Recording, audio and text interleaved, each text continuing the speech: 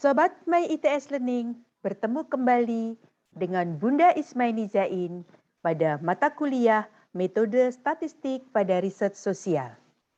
Assalamualaikum warahmatullahi wabarakatuh. Salam sejahtera dan salam sehat selalu. Apa kabar Sobat My ITS Learning? Sesi yang lalu kita telah membicarakan tentang bagaimana merancang suatu variabel yang berasal dari konstruk.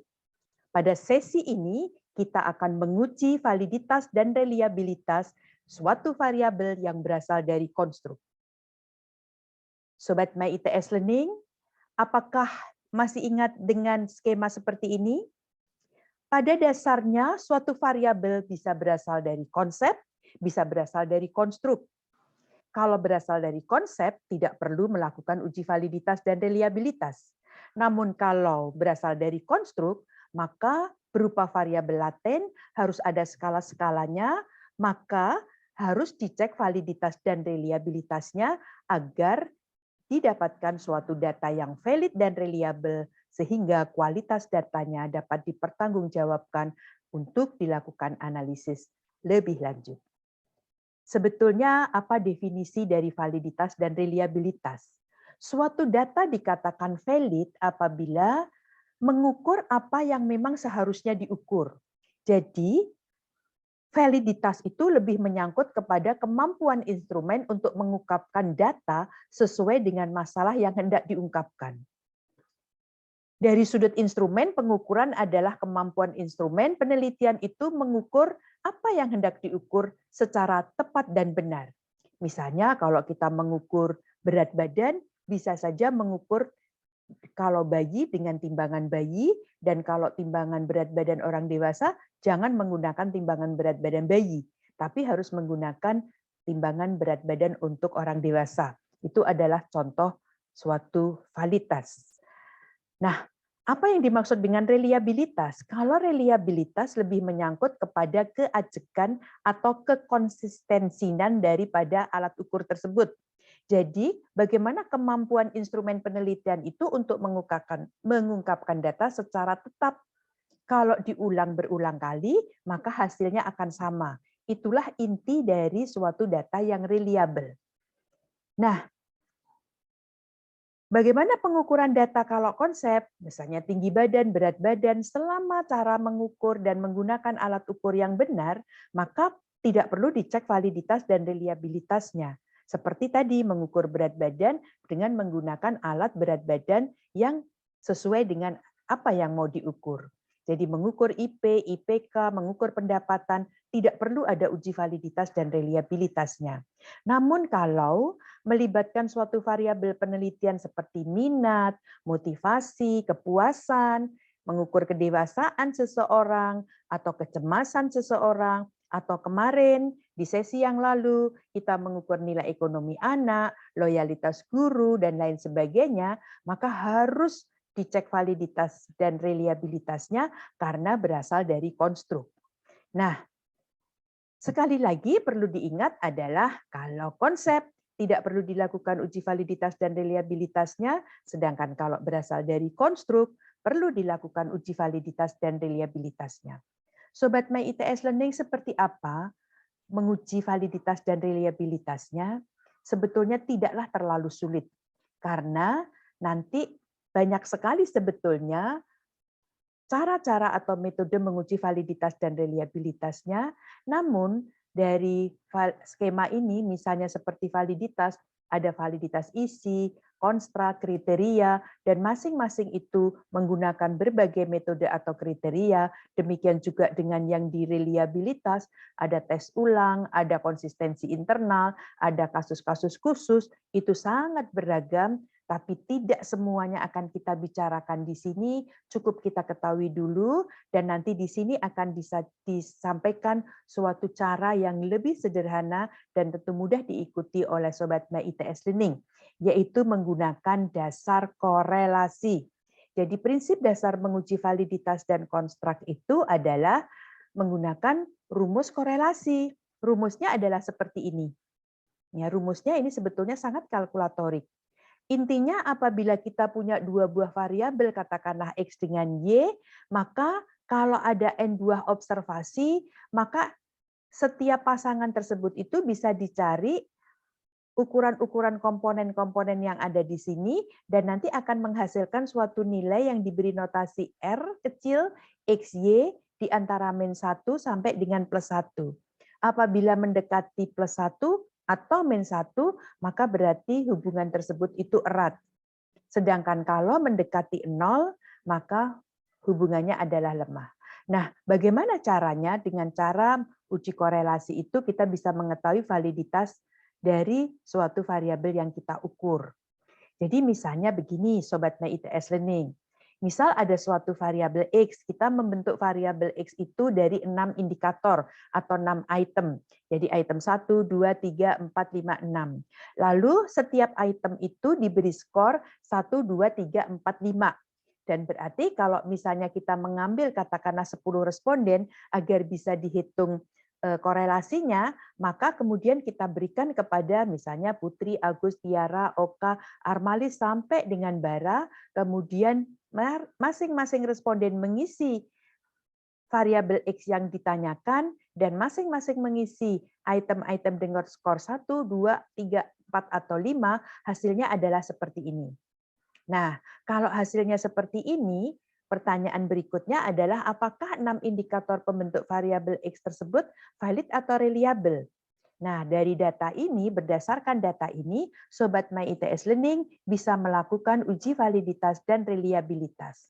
Langkah-langkahnya adalah yang pertama, hitung skor total dari seluruh item indikator.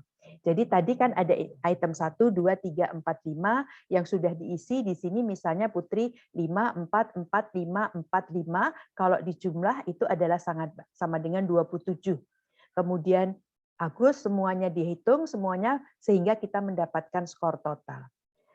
Langkah kedua, hitung korelasi antara masing-masing item tadi dengan skor totalnya.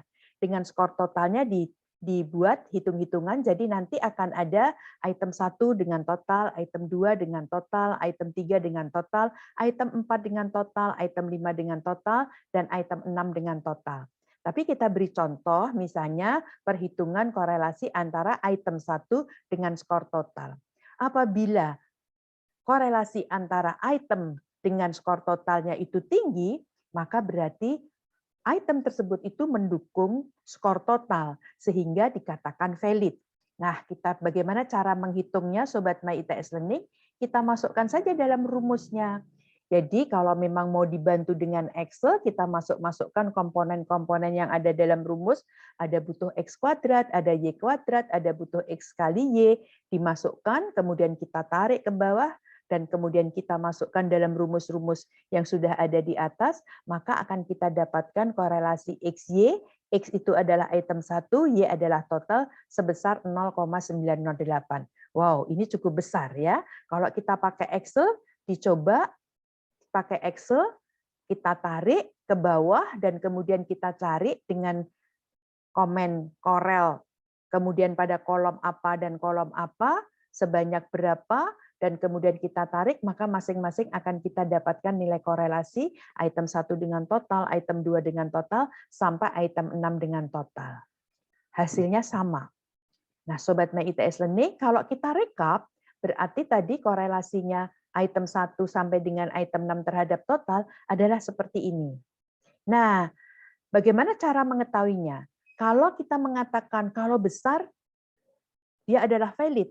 Tetapi berapa batas besarnya, maka secara statistik harus dibandingkan dengan suatu nilai korelasi yang sudah ada di dalam angka kritik tabel R. Caranya adalah melihat tabel angka kritik seperti ini, ya, kemudian menggunakan derajat bebasnya adalah N-2, karena tadi 10 berarti kita cari pada angka 2, karena menggunakan 5% tingkat kesalahannya, maka kita tarik di warna biru itu didapatkan angka kritiknya untuk R adalah 0,707. Nah, angka ini adalah sebagai batas. Oleh karena itu, ketika kita membandingkan antara hasil korelasi item 1 dengan total, mulai dari 0,98, 0,731 sampai dengan 0,469 di item 6 dengan total, ternyata hanya satu yang ada di bawah 0,707. Berarti di antara 6 item tersebut hanya satu yang dinyatakan tidak valid, yaitu item ke-6. Demikian Sobat MITS Learning cara untuk mengecek apakah item-item yang kita buat, kita rancang itu valid atau tidak. Tidak terlalu sulit kan? Nah, lalu apa yang harus dilakukan ketika tidak valid? Maka apabila kita ingin tetap mempertahankan itemnya 6, Sobat MITS Learning bisa mengganti pernyataan atau pertanyaan tersebut dengan kalimat yang berbeda. Lalu berikan lagi kepada responden, lakukan uji lagi. Apabila sudah semuanya valid, maka instrumen tersebut sudah dianggap layak untuk disampaikan kepada responden sebenarnya. Nah, Sobat MITS Learning, sekarang kita akan mengecek reliabilitas. Reliabilitas ini tadi kan banyak caranya Sobat MITS Learning. Yang alternatif pertama sebetulnya dengan teknik belah dua. Teknik belah dua ini juga bisa dikembangkan ketika item-itemnya sangat banyak. Dan teknik belah membelah ini sangat cocok ketika item-item yang digunakan itu adalah sangat banyak. Tapi ingat, yang tadi tidak valid harus kita keluarkan. Ya, kalau tidak diganti itu boleh dikeluarkan kalau dirasa item yang tersisa itu sudah cukup. Sehingga kita tinggal 5, ya tinggal 5, dan ketika 5 itu kita lakukan hitung-hitungan, jadi yang 6 kita tidak pakai, maka ternyata korelasinya adalah 0,92, berarti cukup besar, sehingga sebetulnya dari sini juga kita sudah bisa mengatakan reliable. Nah, alternatif kedua bisa juga dengan menggunakan yang namanya Alpha-Cronbach. Alpha-Cronbach rumusnya adalah seperti di atas. Di sini menggunakan yang namanya varians dari masing-masing item dengan totalnya. Kita bisa menghitung varians-variansnya dan nanti ada kriteria kebaikannya apabila 0,5 di bawah 0,5 reliabilitasnya rendah, 0,5 sampai 0,7 cukup, sedangkan 0,7 sampai 9 reliabilitasnya tinggi, dan kalau di atas 0,9 reliabilitasnya itu sempurna. Artinya kalau dilakukan berulang-ulang hasilnya juga akan sama. Nah, caranya seperti apa? Kita bisa menggunakan bantuan Excel, dan kalau di bantuan Excel kemudian kita cari varians. Varians dari item 1, item 2, item 3, ingat item 6 itu tadi sudah dikeluarkan dan masing-masing kemudian kita dapatkan hitung-hitungannya dengan Excel dengan rumus yang sudah ada di atas dan ternyata hasilnya sama 0,9295. Apa artinya Sobat MITS Learning? Ya, berarti indikator-indikator atau item yang dirancang tadi, yang sisa 5, sudah bisa dikatakan reliable sempurna. Sobat MITS Learning, tadi adalah cara menguji validitas dan reliabilitas yang berasal dari konstruk atau variabel yang berasal dari konstruk. Metode menguji validitas sangat sederhana, bisa menggunakan konsep korelasi, dan untuk uji reliabilitas atau deteksi reliabilitas juga sangat sederhana, bisa dengan teknik belah dua dan kita cari korelasinya atau menggunakan Alpha-Cronbach. Dan ini akan sangat memudahkan Sobat MITS Learning supaya bisa menguji validitas dan reliabilitas. Nah, sebagai latihan Sobat MITS Learning, masih ingat latihan mandiri pada sesi yang lalu? Sobat MITS diminta merancang kuesioner tentang kepuasan siswa terhadap pembelajaran online. Nah, kalau sudah ada, coba sekarang berikan kuesioner rancangan sobatku ini kepada minimal 10 atau 15 secara random. Diminta untuk mengisi dan kemudian dengan cara yang sama seperti tadi, lakukan uji validitas dan reliabilitas untuk variabel kepuasan rancangan dari Sobat MITS Learning. Cek apakah indikator-indikatornya valid dan reliable. Siap? Nanti di sesi berikutnya kita akan bicara tentang desain penelitian yang merupakan suatu metode untuk bagaimana melakukan collecting data. Oleh karena itu, Sobat MITS, ikuti terus sesi dan terima kasih atas perhatiannya. Wassalamualaikum warahmatullahi wabarakatuh. Sampai ketemu pada sesi berikutnya. Wassalamualaikum. Salam sehat. Salam.